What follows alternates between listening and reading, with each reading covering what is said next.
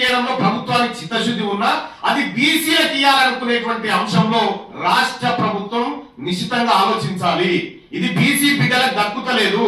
మా గౌరవనీయులు మా నాయకుడు రాహుల్ గాంధీ గారి ఆలోచన ఏదైతే ఉందో సోషల్ ఇంజనీరింగ్ అనేటువంటి ఆలోచన, జిస్కి ఎంతైతే జనాభా ఉన్నారో వాళ్ళకి అంత దక్కాలనేటువంటి ఆయన ఆలోచన ఏదైతే ఉందో అది ఇంప్లిమెంట్ జరగడం లేదు.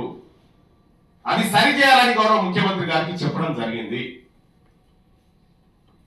ఆయనకు గతంలోనే జడ్జిమెంట్ కాపీ ఇవ్వడం జరిగింది. అన్ని కూడా ఆయనకు హైకోర్టు జడ్జిమెంట్ ఇచ్చినాం, మధ్యప్రదేశ్ కర్ణాటక హైకోర్టు జడ్జిమెంట్ ఇచ్చినాం. అన్ని ఇచ్చినప్పటికీ కూడా ఇవాళ జరుగుతలేదు. ఈ ఉద్యోగాలు ఇప్పుడు వేగంగా భర్తీ చేసుకుంటూ పోతా ఉంటే 10% ఇచ్చి వాళ్ళు 30 ఏళ్ల పాటు వాళ్ళు ఉద్యోగాల్లో కూర్చుంటే 30 ఏళ్ల పాటు ఈ బిడ్డలకు ఆ ఉద్యోగాలు రావు. ఇది ఇవాళ ఒక్కరోజు కార్యక్రమం కాదు, 30 ఏళ్ల పాటు జరగబోతున్నటువంటి ఒక దాడి.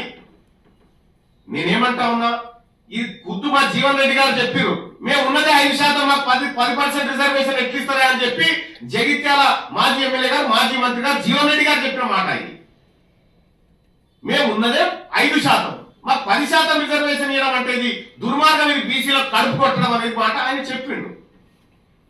అగ్రవర్ణాల్లో ఉన్నటువంటి నాయకులే దీన్ని ఒప్పుకొని ఇది అన్యాయం అని చెప్తున్న తర్వాత మరి బీసీలకు న్యాయం జరగకపోతే రాహుల్ గాంధీ గారి ఆశయాలు దెబ్బతింటాయి, ఆయన ఆలోచనలకు వ్యతిరేకంగా జరిగే ప్రమాదం ఉంటుంది. కాబట్టి రాష్ట్ర ప్రభుత్వాన్ని సరి చేసుకోమని చెప్పడం జరిగింది.